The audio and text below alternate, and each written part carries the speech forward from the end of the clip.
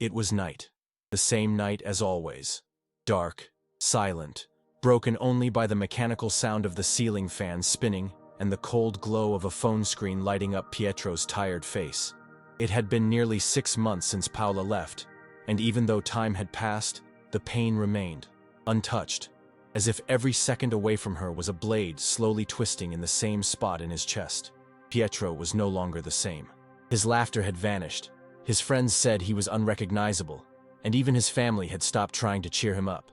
He was stuck, entangled in memories that kept crashing back like stubborn waves. Sundays were the worst, especially the cloudy afternoons, the ones that reminded him of the coffee they used to share, the movies they watched wrapped in a blanket, and the plans they made for a future that never came. Paola had been everything to him: partner, lover, best friend, and above all, accomplice. The kind of love that makes you believe it will last forever. But it didn't. It ended with shouting, slammed doors, half-explained hurts, and a growing distance that stretched more with each passing day. She left saying she needed to find herself, but took with her the most alive part of Pietro.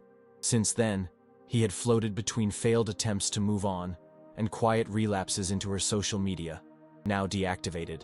It was as if she had vanished from the world and taken all the answers with her. Pietro tried to pretend everything was normal, went out with friends, smiled in photos, but deep down he knew he was just acting. The pain didn't show itself. It rusted inside.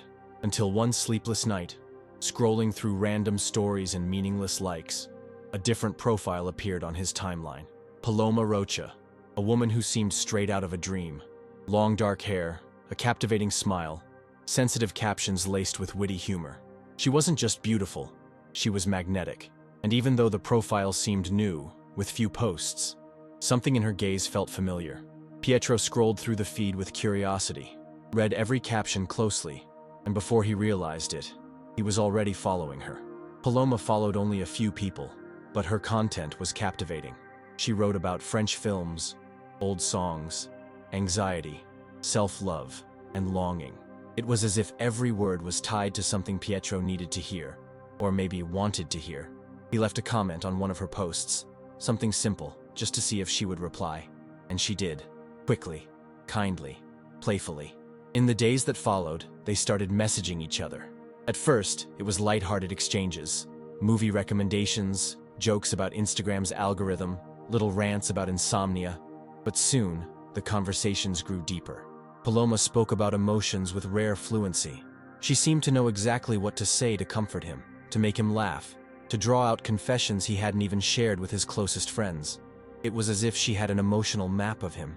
Pietro gradually began waking up eager to check his phone. He waited for her messages, looked for signs she was online, woke up in the middle of the night and, if he saw a notification, his heart would race. Paloma was becoming a habit, a refuge, a hope. And strangely, Pietro started to feel like he was falling in love again. But this time, with someone he had never touched, never heard speak, never seen beyond the photos and words. And yet, it felt real as Paola had once been. Maybe even more. Paloma made him laugh, listened to him, connected with him in a way that made him forget his ex, or at least push that pain into a more bearable corner. Pietro started to believe maybe he deserved a second chance, that maybe fate was giving him an unexpected gift after so much pain. Deep down, he wished Paloma could be the future he once tried to build with Paola. No fights, no past, no guilt, just new love, pure, possible. But what Pietro didn't know was that this new love, so carefully shaped, so meticulously built, had roots deeply planted in the past. Because Paloma wasn't exactly who she claimed to be. And behind that glowing screen, those sweet words, those perfectly timed compliments, was someone who knew Pietro better than he knew himself. Paola, the woman he had tried so hard to forget, was back. And this time, wearing the perfect mask. Paloma Rocha. A name that, until recently, meant nothing to Pietro, had now become the center of his daily life. Within just a few days, the influencer's profile was no longer just a digital pastime, but a beam of light in his otherwise gray routine. It was as if each of her posts functioned as an emotional anchor. Always well-lit photos, carefully crafted captions, reflections that seemed to come directly from the thoughts he kept to himself. Paloma was everything Pietro idealized, and, at the same time, Everything he never expected to find. There was no arrogance in her, nor the kind of hollow show-off behavior so common on social media. She was sophisticated, sensitive, funny, and completely captivating. With time, they began crossing the boundary of public interactions and dove into more intimate private conversations. Paloma started asking about his dreams, his fears, the unspoken pains. She didn't push, but she knew how to guide the conversation to a place where Pietro felt understood.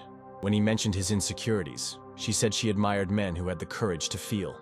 When he vaguely brought up Paola, Paloma responded with empathy and wisdom, like someone who had been through something similar. It was strange, comforting, dangerous. Pietro began to feel caught in an invisible web. Each day, he felt more willing to share details about his life. He sent spontaneous pictures, talked about the books he was reading, the films he was watching, the songs he listened to in the car on his way to work. And Paloma matched his energy. She sent song lyrics with hidden messages, images of sunsets with captions that felt like encrypted notes, and especially short voice messages, always distorted by filters, or text messages filled with emojis and abbreviations. She said she hated video calls, that she was shy about her appearance, that she felt uncomfortable with direct exposure. And Pietro respected that, because he believed he was dealing with someone sensitive and genuine. The mystery, far from being a red flag, only deepened the allure. Paloma's presence in his life was as constant as it was silent. She didn't pressure, didn't demand, didn't create drama, which completely contrasted with what he had experienced with Paola, a relationship filled with arguments, jealousy, and insecurity. Pietro started to believe that, finally, he had found a love that was good for him. A mature love, a gentle one, a possible one. His friends, however, started raising their eyebrows. "You've never seen her? She never makes video calls? Isn't it weird she always has an excuse not to meet up?" Pietro would smile and dodge the questions. He preferred to believe the world was wrong, not his heart. And that's the greatest power of illusion. When it offers exactly what the heart craves, the brain goes silent. Pietro started making plans. He wanted to meet Paloma in person. He fantasized about a movie-like encounter: flowers, nervous smiles, knowing glances, a shy kiss in a quiet cafe. In his mind, that romance already had a soundtrack and a happy ending. Paloma, for her part, said she'd love that, but that she wasn't ready yet, that she had to wait for the right moment, that she had trauma with in-person meetings, had been deceived in the past, and needed to trust 100% before giving herself completely. Pietro believed her, and more than that, he understood her, because he was so emotionally invested that he would accept any condition just to keep it alive, just not to lose once again the chance to be happy. The most frightening part was that, unlike a typical scam, there were no requests for money, no blackmail, no obvious red flags. Paloma was real, or at least seemed to be, and that's what made everything so confusing. The line between truth and lie, between reality and invention, was so finely painted that no one could see the crack. No one, except the woman behind the mirror, because on the other side of the screen, behind the carefully constructed profile, was her, Paola. Eyes fixed on Pietro's replies, heart racing with every word he typed, torn between guilt and adrenaline as she watched him open up again. Not as Pietro and Paola, but as Pietro and Paloma, as if she had found a way to come back, through a different door. Paola didn't want to hurt him, at least that's what she kept telling herself. Her plan at first was just to observe, to see if he had moved on, to find out if he had fallen in love again.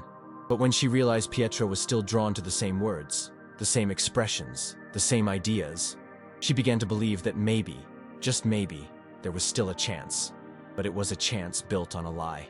And the deeper she sank into the role of Paloma, the harder it became to go back. Paola knew she was playing with fire, but she also knew she had never felt so seen.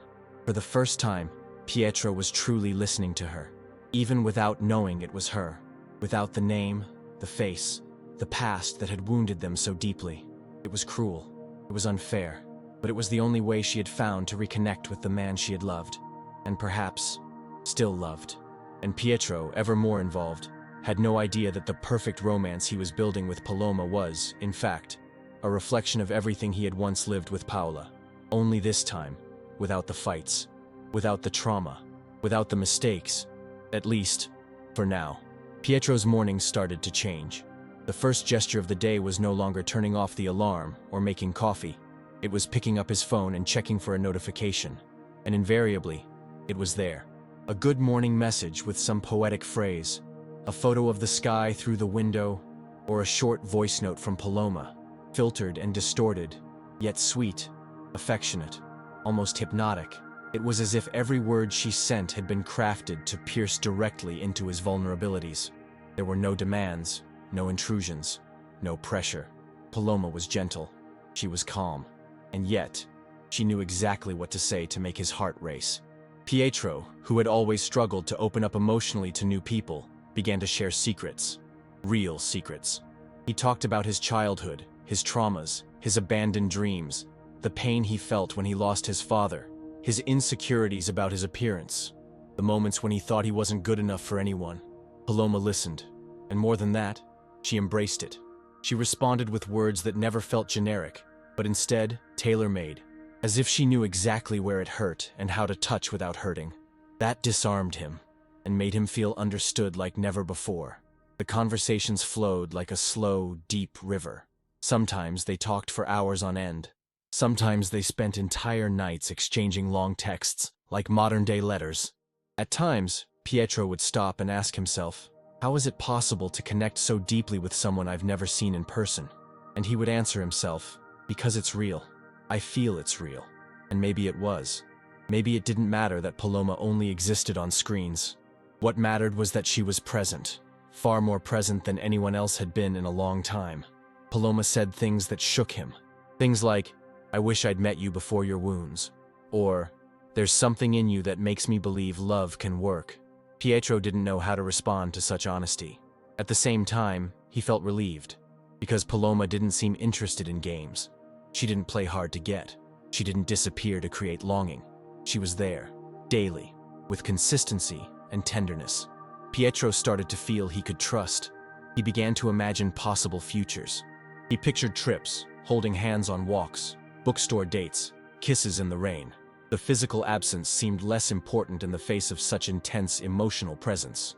One night, he wrote her a long message, a heartfelt account of how he had felt after the breakup with Paola. He said he had closed himself off to love, that he thought he was no longer capable of surrendering. But now, with Paloma, he was learning again. He was allowing himself, and he thanked her for existing. He hit send hesitantly, afraid of sounding too intense. Paloma took a while to respond. Pietro grew anxious. He feared he'd gone too far. But hours later, she replied with something that froze his chest. I also had to break in order to learn how to love. And maybe, just maybe, it's with you that I can rebuild. Pietro didn't know that Paloma, or rather, Paola, was crying as she typed those words. On the other side of the screen, his ex-girlfriend was a whirlwind of emotion. She knew what she was doing was wrong. But reading those words from Pietro, the man she had once loved so much and lost to pride, impulsiveness, human flaws, she felt a sting of hope. He still felt it. He was still connected. Even if he didn't know it, even if the path was twisted. And for her, that was enough. At least for now. But inside Pietro, a subtle doubt began to form. Something imperceptible, like a hairline crack in glass. A phrase here, a familiar expression there. Sometimes Paloma said things that Paola used to say. Repeated phrases, quotes that echoed. He tried to brush off the feeling, telling himself it was just coincidence. But the heart is a good detective. It senses when something doesn't add up. And still, Pietro didn't pull back. On the contrary, he dived even deeper, seeking in that digital presence the love he couldn't preserve in the real world. Meanwhile, Paola kept weaving her web. She maintained the identity carefully distanced, used apps to distort her voice, avoided overly personal details. She built a character, but one crafted from her own essence. Paloma wasn't a complete lie. She was a filtered, idealized version of the woman Paola wished she had been in the past relationship. No jealousy, no screaming, no fear of loss. Just love, listening, and lightness. But how long could she keep that up? And Pietro, ever more surrendered, increasingly convinced that he had found the ideal woman, began writing a new chapter in his life. Without realizing, he was simply reliving the previous one with a different cover. And if love has something in common with truth, it's this. Sooner or later, it demands to be seen whole. No matter how much Pietro tried to move forward, something always seemed to pull him back, the memory of Paola. Not that he mentioned her all the time. On the contrary, Pietro avoided saying her name, avoided touching the past, even avoided passing by places they had once visited together. But what he didn't realize was that Paola wasn't just in the memories. She was embedded. She was in the gestures he repeated without thinking, in the songs that still hurt, in the words that slipped out unintentionally. She was like an old perfume on a piece of clothing tucked away, invisible, yet present. And it was precisely this silent presence that began to interfere with his new romance with Paloma. In the early months, everything felt light. Pietro avoided comparisons, gave himself to the conversations, ignored the subtle signs.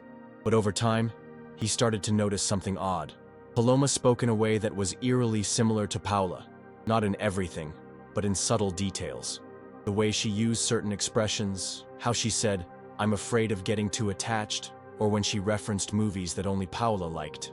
Pietro once laughed to himself while reading one of her messages. "You're an enigma that brings me peace." That was something Paola used to write in letters, and only he knew that. It stopped him cold. The coincidence was too great to be just coincidence. Trying to shake the thought, Pietro brought it up with his best friend, Raphael. He confessed he felt Paloma was strangely similar to Paola. Raphael, always blunt, didn't hesitate.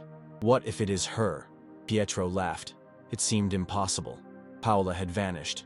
She had no social media, didn't answer messages, had made a point of disappearing.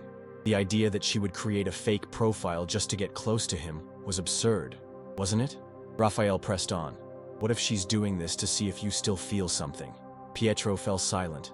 It was an absurd possibility, but the discomfort had already been planted. Trying to dismiss the paranoia, Pietro decided to test it. He sent Paloma a made-up story, a harmless lie about something his ex used to say. "She used to call me Galileo because I always had my head in the clouds." It wasn't true. He just wanted to see her reaction. Paloma replied with a laughing emoji and a rocket.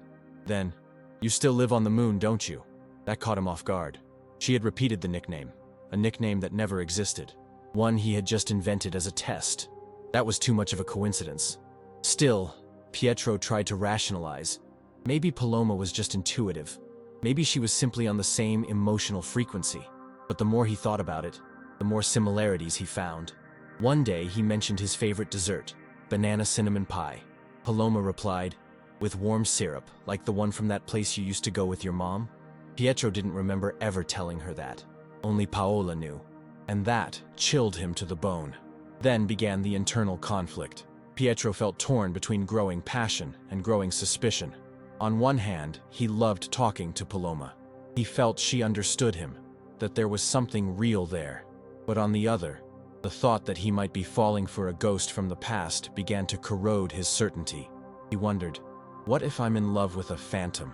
What if this is all just a cruel performance? But then Paloma would appear with a new message, a sensitive new text, a soft new voice note, and everything would quiet down. The illusion was too comfortable to be broken. On the other side of the lie, Paola was fighting her own ghosts. She knew she was going too far. Every day she kept the Paloma profile alive was another step into a dark cave with no way out. But she couldn't stop. Seeing Pietro happy with her, even unknowingly, felt like a second chance. As if she could fix everything without having to ask for forgiveness. And for someone as wounded and regretful as Paola, that was the only way not to hate herself. But part of her feared the inevitable, the discovery. She knew Pietro was smart, that it wouldn't take long for him to connect the dots. And when that happened, the damage would be doubled. Because it wouldn't just be the end of the relationship with Paloma. It would also destroy any real chance of reconciliation with Paola. She knew that, but she couldn't stop. It was like free falling, while convincing yourself you'll learn how to fly. Meanwhile, Pietro began to have strange dreams. He dreamed of Paola dressed as Paloma, dreamed that he was with Paloma, and she turned her face. And it was Paola. He dreamed of phone calls where no one spoke, but he somehow knew who it was. His subconscious was already screaming what his heart refused to accept, because even when we think we've buried the past, it always finds a way to knock on the door. And now, the door was opening, slowly, but it was Paloma Rocha, a made-up name, a fabricated life, a persona meticulously constructed. To the virtual world, she was just another one of the thousands of influencers popping up on Instagram every day. But to Paola, Paloma was a project, an emotional experiment, a second chance. Since creating the fake profile, Paola had spent sleepless nights planning every detail. From the aesthetic of the photos to the selection of quotes, from the filters used to the order of posts, from the topics addressed to the automated responses she would use in certain situations. Everything was calculated. Everything was measured. Every word exchanged with Pietro was part of an emotional chessboard. She walked barefoot, trying not to break a piece before the time was right. She knew Pietro was sensitive, observant, meticulous. Any mistake could ruin everything. That's why she created a full dossier, an invented but believable biography, preferences that aligned with Pietro's but without exaggeration. Even a network of interactions with fake friends who commented on Paloma's posts, making the illusion more realistic. Paola had become a screenwriter, an actress, an image editor, and an emotional engineer. And why? Out of regret, out of longing, out of loneliness. But also, and above all, out of pride. She didn't just want to win Pietro back. She wanted to prove that he still belonged to her, that even without knowing, he would choose her again. If not as Paola, then as Paloma. But what began as a dangerous game quickly became a vice. Paola spent hours rereading their conversations. She analyzed every reaction he had, created contingency plans for every question he might ask. She even recorded AI-modified audios to respond when Pietro insisted on hearing her voice. She used noise effects, bad microphone filters, interference, always with excuses ready. Bad signal where I am. I get nervous. My voice sounds weird on calls. I prefer writing. I'm more myself in texts. And Pietro, though sometimes confused, accepted it. Because he wanted to believe. Paola's emotional armor, however, began to crack. Because she wasn't just playing anymore. She was feeling. Seeing Pietro enchanted again. Seeing his light return as he spoke to Paloma. Seeing how he opened up about the pains he once kept hidden. All of that hit her in a confusing way. It was like reliving the best moments of their relationship, only now in disguise. And precisely for that reason, the fear grew. Because the more involved she became, the more terrified she was of losing everything again. But this time, not because of jealousy or fights. This time, because of the truth. What would happen if Pietro discovered that the woman he'd been loving online was, in fact, the same woman he had sworn never to look for again? Paola asked herself this question every night before sleeping. And every night, she answered it with another lie. Another Paloma post. Another silent promise. Tomorrow I'll tell him. But tomorrow never came. Meanwhile, Pietro was beginning to plan a future with Paloma. He sent links to places he wanted to visit with her, created shared playlists, sent videos saying he dreamed of the day he would finally hold her in his arms. And Paola watched all of it with a mix of ecstasy and despair, because she was being loved. But not as herself. She was being loved as an idealized version, crafted to please, with no room for past mistakes. A version that didn't yell, didn't demand, didn't cry. A Paola in silence. But the real problem was yet to come. Pietro, moved by the intensity of their connection, decided to post a tribute to Paloma in his own stories. He used a generic photo, one she had already posted, with a sincere caption. Even without seeing you, you've changed my world. Thank you for existing, Paloma. The reaction was immediate. Friends commented. Followers were curious. Some became suspicious. And among them were people who knew Paola. People who had seen the collapse of their relationship. Who had witnessed her disappearance from social media. One of them, a mutual friend who had never accepted their breakup, followed Paloma's profile and noticed something odd. The aesthetic, the type of quotes, the writing style. It was too similar to what Paola used to post.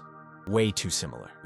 This person, a friend who had always hoped for their reconciliation, sent a direct message to Pietro. Just one question. Have you ever considered that this Paloma might actually be Paola with a different name?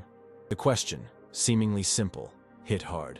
Pietro laughed like before, but the laugh was weaker, drier. Because deep down, he had already asked himself the same thing, many times. But now it was different. Now it wasn't just a thought. It was someone from the outside, someone unaware of the signs, also noticing something off. And that triggered a real alarm, one that not even Paloma, nor Paola, would be able to silence for much longer. The plot was perfect, well constructed. But every lie, no matter how carefully built, carries its own crack. And once that crack begins to spread, it either collapses quietly or explodes with force. The request wasn't sudden. It had been built gradually, with care, with hope, with a silent expectation that grew between each message sent and every midnight shared in voice and text.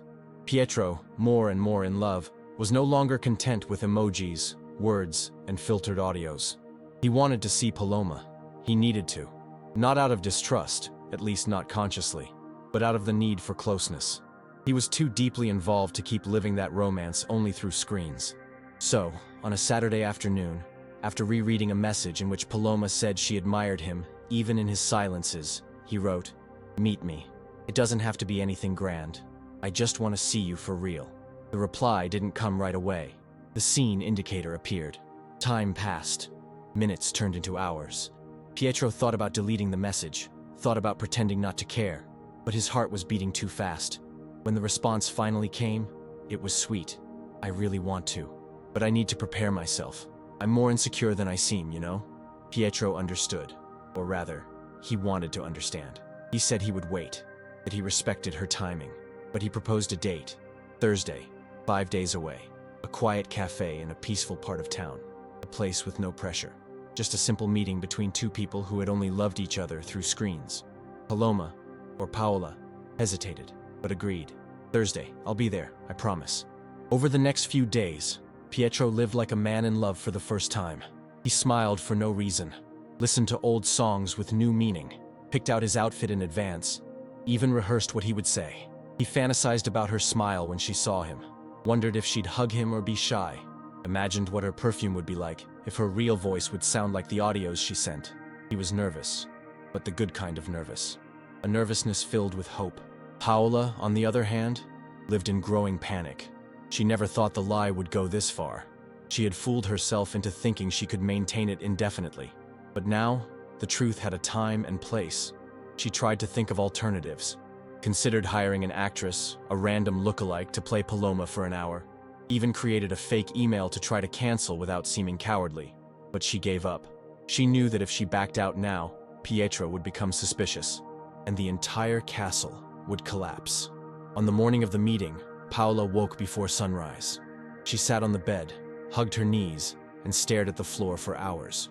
She thought about backing out, thought about going, thought about everything they had lived together, everything she had lost, everything she still stood to lose. And in the middle of that chaos, she made a decision. She would go to the cafe, but as a spectator. She dressed discreetly, tied her hair back, put on dark sunglasses, arrived early, sat in her car across the street, and waited. At 4:05 p.m., Pietro arrived. Light blue shirt, dark jeans, the same perfume she knew so well. He sat at the corner table, near the window, checked his phone every few minutes, looked around, smiled politely, but the anxiety was visible. Every few moments, he looked at his watch. Paola, from inside the car, watched it all. The way he scratched his neck when he was nervous, how his eyes searched the space, and something inside her started to collapse. She felt ashamed, afraid, guilty. She wanted to run to him and tell him everything, but she was terrified of his reaction. She imagined him standing up, yelling, calling her crazy. She imagined tears, humiliation, rejection. At 4:22 p.m., she typed into the chat, "Something came up. Had a problem with my sister. I'm so sorry. I promise we'll reschedule." Pietro read it, stayed silent. He sighed, replied, "It's okay. I hope she's all right. I'm here if you need anything." And he remained seated, as if, deep down, he still hoped it was a lie, that she'd appear at the door, laugh, say it was a joke, but none of that happened. At 4:45 p.m., he got up, left, slowly, with a sad look in his eyes. Paola, in the car, started crying, a cry that mixed every possible emotion. She knew she was breaking his heart again, but this time, with a different mask. In the days that followed, the conversation between them continued. Pietro pretended he was fine. Paola pretended everything was under control, but both of them knew in different ways that something had changed. The physical absence, once tolerable, now hurt. Because Pietro had built hope, he had believed, he had prepared, and once again he had been left waiting for someone who didn't show up. Doubt now grew faster. His heart could no longer ignore the signs. And Paola, she knew the end of the lie was near. Because no matter how much a love can disguise itself, it can never fully hide. And the moment the masks fall, always comes. What begins as affection often disguises itself as care. and then silently slips into control. Pietro didn't notice it at first. After all, he was involved. He was in love. And when you're emotionally invested, judgment becomes malleable, perception narrows, and red flags often appear pink. That's how it all began. Small suggestions, subtle comments, seemingly innocent questions that, over time, became invisible fences around his relationship with the real world. Paloma, or Paola behind the curtain, began planting delicate seeds of doubt. When Pietro mentioned co-workers, especially women, she would drop phrases disguised as sweet insecurity. "Funny, you talk about Julia a lot, huh? Amanda seems like a close friend. Hasn't she been to a lot of events with you? You two seem really close. Did you ever like her?" Pietro, unaware of the manipulation, always answered with honesty, trying to reassure that nothing existed beyond friendship. But the constant repetition of these questions began to unsettle him. He started to monitor himself. He began avoiding those names, and later, avoiding those people altogether. First, it was Julia. She invited him to a happy hour with co-workers. Pietro declined, said he was tired. Then Amanda invited him to a small birthday gathering. He went, but spent the whole time on his phone, replying to Paloma, who, coincidentally, was feeling extra sensitive that day. Paloma would say things like, "I keep imagining you surrounded by all those beautiful women. I guess if I were more secure, it wouldn't bother me so much. I just wish you'd give me the certainty that my place is only mine." It was polished jealousy, disguised as vulnerability, a kind of emotional guilt thrown with precision. And Pietro, feeling more important in that relationship, made a point of proving his loyalty, of showing that he was different, that he wouldn't repeat past mistakes. Gradually, he began to isolate himself. Not abruptly, but consistently. Meetings with friends became rare, in-person conversations less frequent. He began to live more through his phone than out in the world. He started to feel like a traitor if he paid too much attention to the other women in his life, even those who had been lifelong friends, almost sisters. Paloma made him feel that her presence was a privilege, and any distraction, any other focus, was a threat. His friends began to notice. Raphael, his best friend, was blunt. "You're disappearing. You're living a relationship with someone you've never seen, and now you're pushing everyone away because of her." Pietro got irritated, said no one understood what he was going through, that Paloma was different, that she made him feel truly loved. But deep inside, a twinge of doubt began to sting. He didn't want to admit it, but he already felt guilty just for liking a friend's photo. He thought twice before replying to any message that wasn't from Paloma. It was like living under surveillance, even if she had never explicitly controlled him. Paola, on the other side of the screen, monitored every move with coldness and obsession. She watched the likes Pietro gave, the comments he left, and when she noticed any closeness to other women, she couldn't contain herself. Paloma's mask would tremble, and in those moments, her messages came loaded with indirects, with purposeful melancholy, with invented wounds demanding immediate care. "Today was awful. I felt invisible. Maybe I'm not as special as I thought. Sometimes I wonder if you're really with me, or just waiting for something better to show up." Pietro, desperate to prove his devotion, gave even more, said things he had never said to anyone, confessed that he had never felt something so intense, promised she was his priority, and without noticing, he was cutting ties with the rest of the world. That emotional bubble felt comforting at first, but soon began to tighten. Pietro started to miss his friends, the casual hangouts, the lightness he used to feel. But at the same time, he felt bound to an emotional responsibility with Paloma, as if it would be unfair to abandon her just to have a life outside that bubble, as if it were selfish not to always be available to that woman who seemed so fragile and who loved him so intensely. It was like an invisible prison, with walls made of affection, subtle surveillance, and intertwined promises. Pietro didn't know it yet, but he was slowly being molded by a sophisticated emotional trap, one that didn't use chains, but declarations of love. And Paola was getting further and further from the exit, because with each step Pietro took away from the real world, she felt closer to victory, a victory built on lies, one that, sooner or later, would come with a cost. The package arrived on a morning of light rain. No sender, no note, just a small craft box tied with a red ribbon.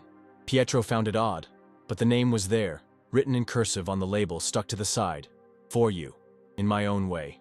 He would recognize that handwriting anywhere, or at least he thought he would. It looked like it. very much like Paola's. But he pushed the thought away as quickly as it came. Impossible, he thought. Just a coincidence.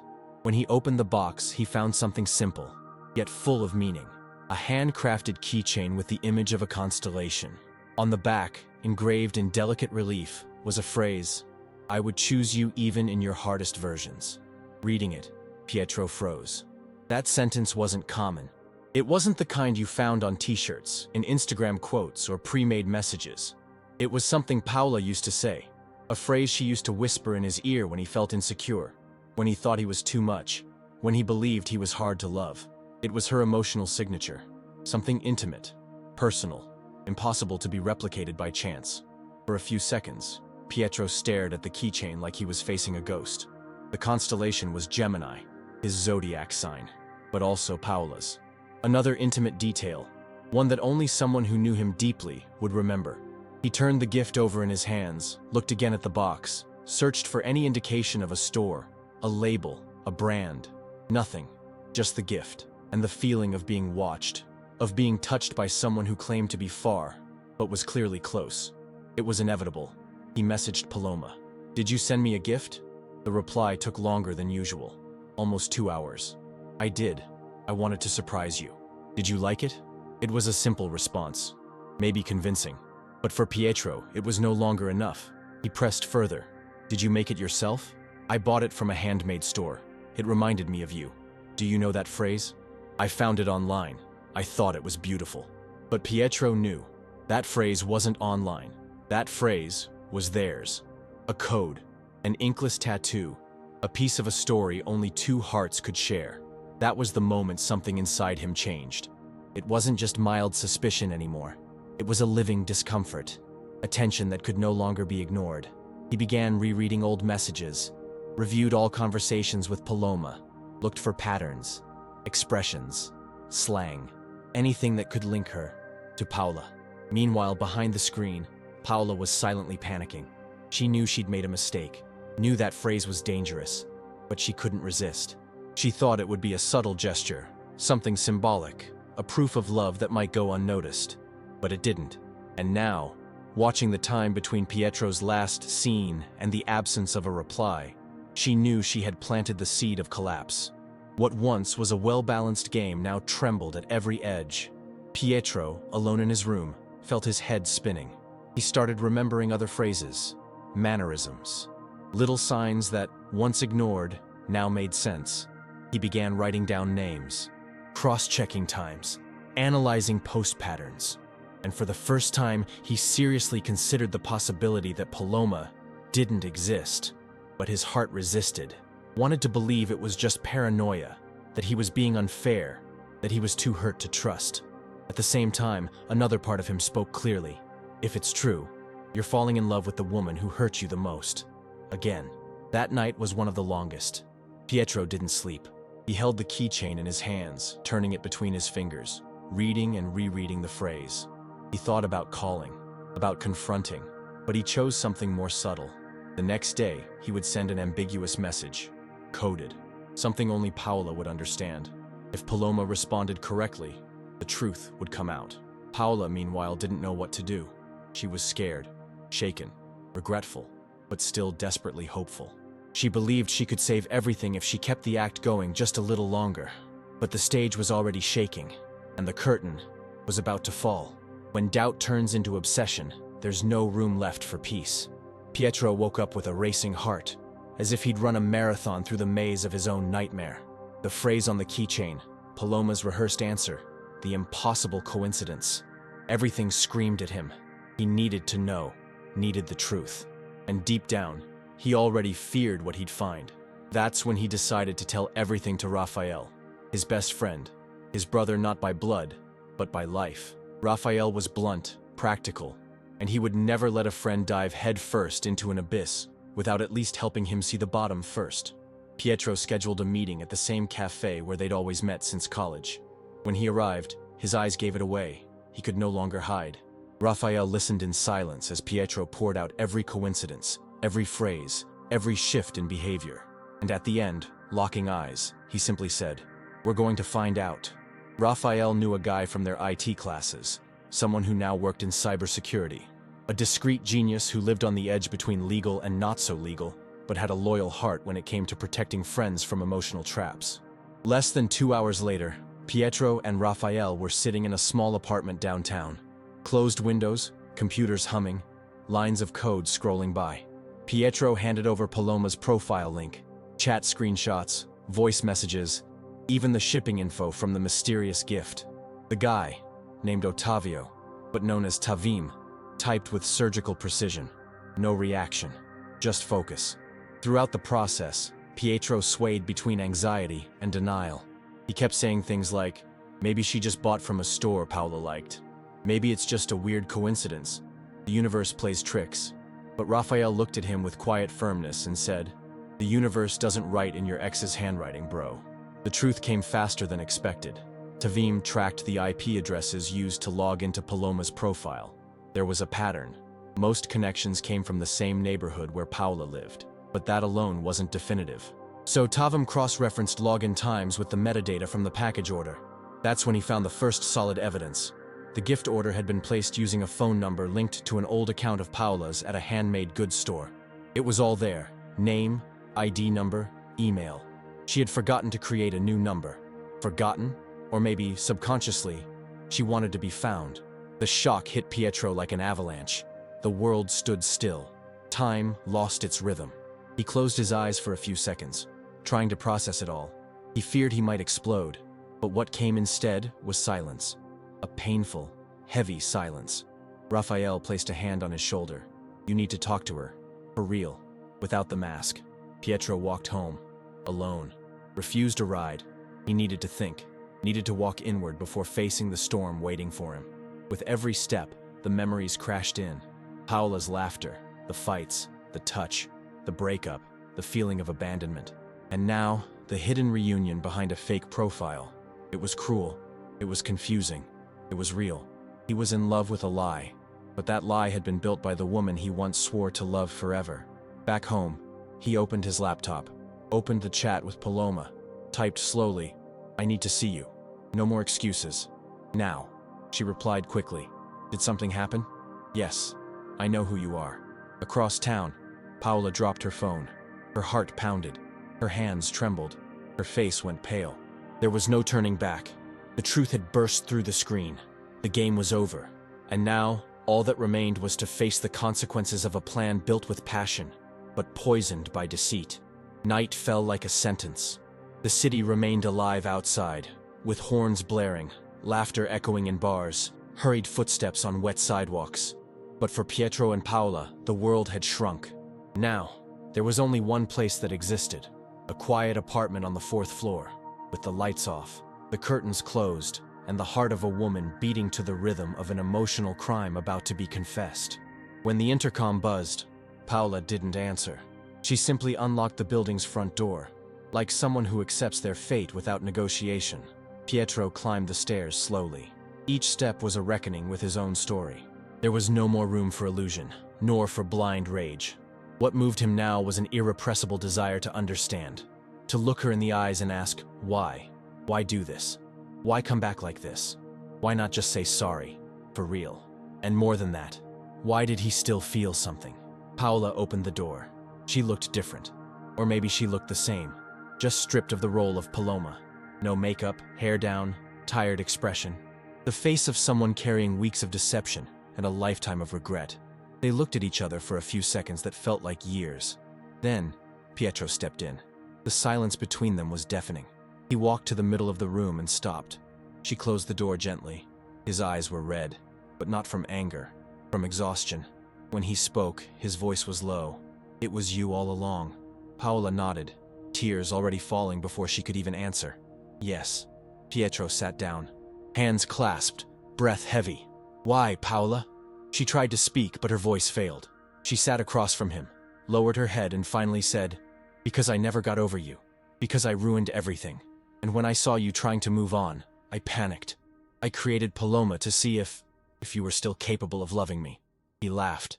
A bitter laugh. Almost a sob. You lied to me. Created someone. Entered my life as someone else. And I fell in love. Again. Without knowing it was you. But it was. She whispered, "I never meant for it to go this far.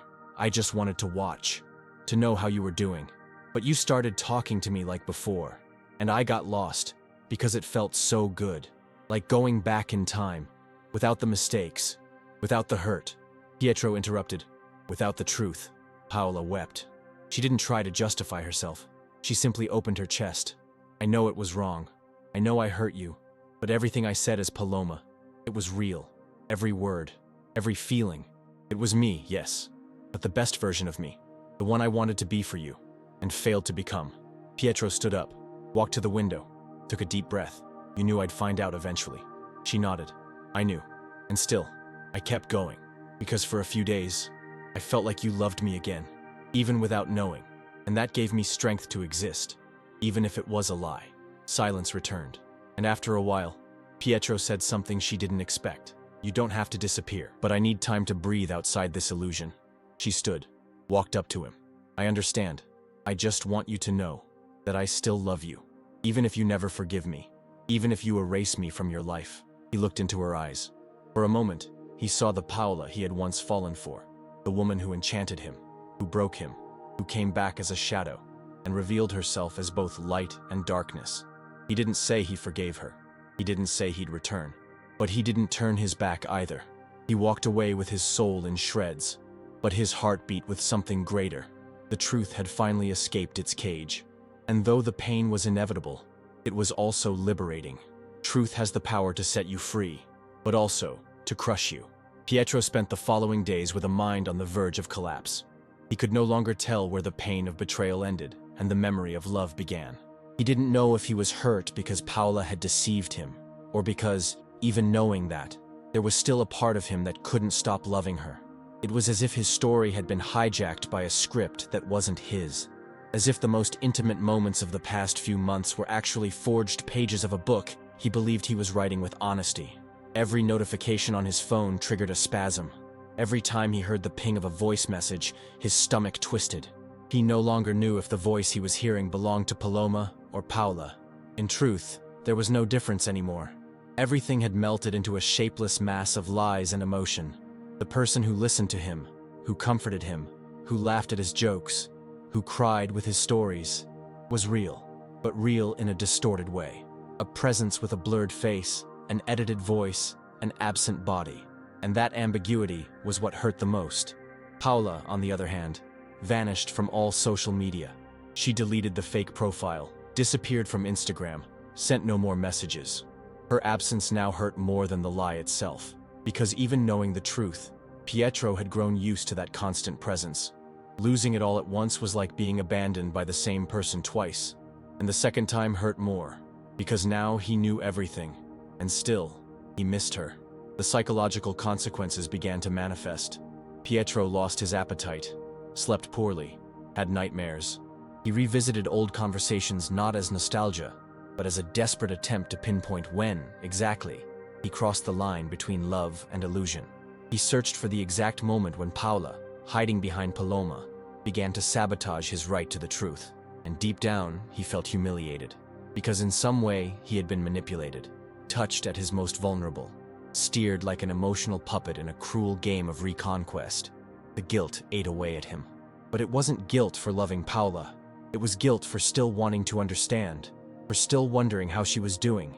And that disgusted him, made him feel weak, because love that survives a lie is love that defies logic. And Pietro was a logical man, or at least he used to be. Now he was just a man torn between love and lucidity, and neither offered him peace. Raphael tried to step in, tried to help him move on, invited him out, suggested short trips, introduced new people. But Pietro was unavailable to the world. He carried the sense that any new connection would be just another trap. His trust had been shattered, not just in others, but in himself. How do you trust your own judgment after falling in love with a fiction? How do you love again without suspicion? Paola, in her silence, also paid the price. Locked inside herself, she replayed the conversations, the screenshots, the moments when she almost confessed, the times when she could have told the truth and chose fear instead. She drowned in a nameless regret. She knew what she had done was cruel, but she couldn't completely hate herself. Because in every lie, there had been emotional truth. She loved him, truly. She just didn't know how to come back, didn't have the courage to reveal her broken version. So she created another one, a lighter one, a sweeter one, a more tolerable one. But even that version, the one he loved, was now dead. The manipulation was now a corpse between them. It could no longer be ignored. It was there, slowly rotting everything that had once been good. Pietro tried to write about it. He opened the notebook where he jotted down ideas for his projects and began drafting short texts about trust, about memory, about love and masks. But every sentence was pierced by a sharp pain. Nothing seemed enough, because no word could describe what he had lived through. A love that was both true and false. A bond that comforted while it wounded. A story that could only end with a new beginning. What began as an intimate drama, a secret confined to two hearts wounded by love and distorted by longing, quickly spilled into the real world and then into the digital one. In a time where no story remains hidden for long, it took only a spark for the scandal to ignite across social media. And the spark came disguised as a confession. A short tweet, posted by a mutual acquaintance who had noticed the sudden disappearance of the Paloma Rocha profile, went viral within hours. My friend was emotionally manipulated for months by an ex who pretended to be someone else on Instagram. She created a fake profile and won him back as a different woman. Yes, this really happened. The reaction was immediate. Influencers started commenting. Gossip pages investigated. Online newspapers requested interviews. The algorithm did its job. It spread the story like wildfire on a dry summer day. The narrative was perfect for modern scandal culture. Love, deception, social media, emotional manipulation, and a cinematic twist. Pietro woke up to a collapsed phone. Hundreds of messages, notifications, mentions. Friends, strangers, journalists, curious onlookers, all asking the same question: is it true? He took a while to respond to anything, spent hours just watching. He saw TikTok videos with dramatized dubs of conversations between Paloma and Pietro, read comments from strangers calling him too naive, or saying he deserved it for falling for such an obvious lie. Others defended Paola, claiming it was proof that love always finds a way. The internet, as always, was divided between the courtroom of emotional justice and the circus of sensationalist empathy. Paola, meanwhile, was also found. Someone noticed similarities between the captions on her old posts and Paloma's publications. A former college classmate posted an old video where Paola used the exact phrase from the keychain. In no time, the identity behind the hoax was exposed. Paola became the center of a virtual storm. Some accused her of being a psychopath. Others romanticized the act as a desperate declaration of love. But everyone, without exception, was talking about her and the mistakes she had made. Amid the chaos, Pietro decided to speak up. He posted a single sentence on a black background story. "This is not entertainment. It's my pain. And it's real." The response was overwhelming. Thousands of shares, messages of support, but also invasive questions, requests for more details, invitations to podcasts and talk shows. Pietro refused them all. He didn't want to turn his vulnerability into content, didn't want to explain his wound in front of cameras. He just wanted to breathe, but he couldn't. The media harassment became so aggressive that people started following him on the street. A journalist even camped outside his building. Another showed up at his workplace. Pietro requested time off. Raphael helped him shut down all his social profiles. He changed his phone number, deactivated WhatsApp, started using an old phone, no internet. He withdrew. Paola, in hiding, also sank into absolute silence. Her parents found her in a state of shock, locked in her room. She was no longer eating, barely sleeping. She was in collapse. Seeing herself exposed, watching public shame take the place of private love, was more than she could bear. For the first time, she understood the full extent of what she had done. It was no longer just about Pietro. It was about herself, about crossing every line of emotional ethics. And now, she was alone. Not because she was isolated, but because she knew she couldn't ask for forgiveness until she accepted her own monstrosity. The world, as always, quickly moved on to the next scandal. In a few days, the story faded. The internet carried on. But for Pietro and Paola, nothing had passed. Because what remains after the hurricane isn't just the wreckage, it's what you build or abandon over it. And in the middle of that silence, one question echoed in both hearts, though in different ways. If all of this began with love, what could still be born from truth? Now, When words can no longer be spoken aloud, they must find other paths. And that's why, weeks after disappearing, Paola wrote. Not a message, not an email, but a letter, handwritten, in blue ink, on thick paper that absorbed the ink as if it were also absorbing her guilt. It was long, dense, filled with silence between the lines. Paola didn't write to ask for forgiveness, not directly. She didn't write to ask him to come back either. She knew that time had already passed. She wrote because she needed to say it. She needed to confess everything that had been trapped between pride and despair. Above all, she needed to return to Pietro, his right to know the full truth. She folded the letter carefully, placed it inside a beige envelope, wrote his name in firm handwriting, and left it at the front desk of the building where he lived. No sender, no explicit signature, but he would know. He always knew how to read between the lines. When Pietro found the envelope, he hesitated. For a second, he thought about not opening it, but something inside him, perhaps the same bruised heart, asked for silence, asked to read, asked to listen, and he gave in. He sat on the couch, opened the envelope, and began to read. The first lines already came as daggers and embraces entwined. Pietro, if you're reading this, it's because my cowardice reached its limit, because the lie exploded, because the truth no longer fits inside me and needs to reach you. I don't know where to begin, but I'll try from the start. When I saw you moving on, saw you smiling in new photos, talking to new people, something inside me collapsed. I knew I had lost you, and I couldn't accept it. Not because I didn't want your happiness, but because in that moment, I realized how stupid I had been for not fighting when there was still time. I created Paloma as a shield. At first, it was just curiosity.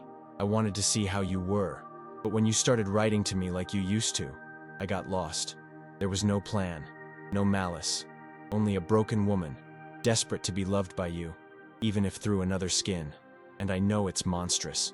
I do, but it was the only way I found to come back to you without carrying the weight of the Paola you left behind. I loved every message, every audio, every night, and the cruelest part of it all is that none of it was made up. It was all mine, all sincere, just disguised. You used to say Paloma was the perfect woman, that she was everything you ever dreamed of. But the truth is, Pietro, you were in love with what had always existed in me, before the hurt, before the fights, before we broke each other. His hands trembled, but he kept reading. Page after page, the words flowed like blades and embraces. Paola wrote about the days she almost confessed, about the gift with the phrase that escaped from their emotional memory, about how she cried watching him wait at the cafe, how she screamed in rage in her own room after typing, "Forgive me," and deleting it. And, at the end, came the most raw passage. I don't expect you to forgive me. Maybe you never will. But I needed you to know that, even if it was wrong, it was love. And if one day you write a book about all this, I want you to know. The character who lied was only the shadow of someone who still loved you truly. With everything that's left of me, Paola. Pietro stayed still, stared at the letter for long minutes, as if waiting for it to speak more. And in a way, it did. Through it, he saw Paola not as a villain, not as a victim, but as a human being, flawed, fragile, trying to rebuild herself over ruins. The pain was still there, the sorrow too, but the letter disarmed him, because there was no manipulation in it. There was surrender, truth, vulnerability, without masks. In the days that followed, he didn't respond, didn't send a message, didn't call. He simply left the letter on his desk, among his books, like someone who keeps a scar in a visible place, like someone who still doesn't know if they'll go back, but knows they need to acknowledge where they came from. There was no invitation, no scheduled message, no promise of a reunion. It happened the way fate usually acts when it gets tired of waiting for humans, spontaneously, in a banal place, on an ordinary afternoon. Pietro was in a bookstore downtown, a place he used to visit with Paola in the old days, when everything was still laughter and discovery. He walked between the aisles, his attention split between the titles and his own thoughts, when he saw her. Or rather, he felt her before seeing. Paola was there, just a few meters away, holding a book in her hands, her gaze lost between the pages. She wore a light blouse, jeans, her hair down. Nothing about her screamed for attention, and yet, time seemed to stop around her. Pietro froze. His eyes searched for confirmation. His body hesitated. There was no emotional makeup, no filter, no persona. It was her, for real. For the first time, since everything, there, whole, in her presence. She saw him, and for a second, everything was silence. Not the uncomfortable kind, but the kind that precedes an important gesture. She didn't smile. She didn't run. She just closed the book slowly and walked toward him. Her steps were timid, her eyes full, and when they stood face to face, neither of them needed to say, "Hi," because this wasn't a reunion of strangers. It was the reunion of versions of themselves that no longer knew how to look at each other, but still remembered. Pietro spoke first. "You're going to bookstores again?" She nodded, with a faint smile. "I had to relearn how to like myself, off-screen." There was silence, but a silence full of listening. Neither of them was in a hurry. Neither of them knew what that moment meant, but both knew it wasn't random. He pointed to the book in her hand. "That used to be your favorite." "It still is," she replied. "Even after everything?" "Especially after everything." They didn't talk about the scandal. They didn't talk about the letter. They didn't talk about Paloma. The truth had already been revealed, dissected, absorbed. There was no need to squeeze old wounds. There, in front of each other, were two people who had gone through the hell of lies, the purgatory of longing, and now met again on the edge of possibility. Pietro touched her arm, lightly, without promise. "You doing better?" She answered with teary eyes. "I'm trying. Hurting the one you love is a pain that doesn't go away easily." He nodded. "And being loved by a lie, it hurts too." More silence, more truth between pauses. They walked through the bookstore together for a few minutes. No touching, no declarations, but also no distance. It was like an old dance their bodies still remembered, even if their steps trembled. They talked about books, about life after exposure, about nights that now ended earlier. They made no plans, made no promises. When they left, it was already night. At the door, they stopped, and Paola said, "If someday you want to talk, for real, with me, not an invention, I'll be around." He didn't answer, just looked at her. And in that look, there was pain, but there was also a reflection of what once existed, and maybe, just maybe, of what could still be reborn. She smiled, a small but sincere smile, and walked away. Pietro stayed there, standing, for long minutes. His heart no longer beat fast. It beat steady, and though he still didn't know what to do with all of it, he knew one thing. That reunion wasn't an end. It was a question mark that didn't hurt. And that, for someone who lived what he lived, was already a beginning. Time passed. Not much, but enough for the wounds to stop bleeding. Pietro began walking down streets he used to avoid. He started going to cafes without fearing ghosts. He reactivated his social media, but with a different posture. Less exposure, more silence. He kept working, went back to writing. And it was through writing that he finally found, perhaps for the first time, a place where he could transform trauma into something understandable. Not for others, but for himself. At first, he wrote as someone venting, then as someone rebuilding. The words flowed not as lament, but as testimony. He didn't write an accusation. He wrote a memory, a delicate account, sad, and at the same time profoundly human. He named the project, "The Influencer Who Never Existed." The title was metaphorical, but the content was brutally true. It was the story of a man who loved the same woman twice. First in the real world, and then in a lie. And in both cases, he truly loved her. The book wasn't about Paola. It was about the condition of loving someone who hurts us. About the labyrinths of affection. About how love can survive disappointment, even if changed, even if unrecognizable. He spared no pain, nor did he spare himself. He exposed his own flaws, his own emotional blindness, his needs. He took responsibility as if saying, "I too gave in to the illusion because it gave me exactly what I needed." He released the book quietly. No press event, no fuss. He simply posted on his social media, "Today a book is born, and with it, a version of me that finally understood love has to be honest, especially with oneself." Days later, Paola bought a copy. She sent him a photo of the book open on the page where he described the first time she called him a planet in the wrong orbit. Along with the image, she wrote, "I still remember everything, and, as strange as it sounds, I still feel." He replied with a simple, "Me too." They didn't see each other again for a while, but they exchanged a few messages from time to time. Nothing intense, nothing romantic, just truth. The kind of truth they had always avoided. Now, no masks, no inventions, no Paloma, just Pietro and Paola, two names that survived the collapse. A year later, by chance, or not, they met again. At the same cafe where, one day, Pietro waited for a woman who never showed up. But this time, she was there, real, unfiltered, with the same smile he had once loved, with the look of someone who went too far and found her way back on her own. They had coffee, talked about life, laughed. They didn't bring up the past directly, but it was there, like an old photo left on the table, visible, but respected. When it was time to leave, Paola said, "Do you think we still exist? In some version?" He thought, breathed, smiled. Maybe not like before, but maybe like now. They said goodbye with a hug, a long hug. No kiss, no promises, but something new. Peace. Pietro left that meeting with a quiet heart. Not because love had won, but because, for the first time, it had been honest to the very end. And that, in the end, was what truly remained. Not the pain, not the lie, not the longing, but what endured. Real love. The kind that rises after the fall, that survives collapse, that reinvents itself, even when no one believes anymore. And in the silence of that afternoon, without photos, without posts, without stories, there was only this. Two hearts that met again, after everything, with fewer fantasies and more humanity. Because sometimes when everything falls apart, what remains is exactly what was true all along.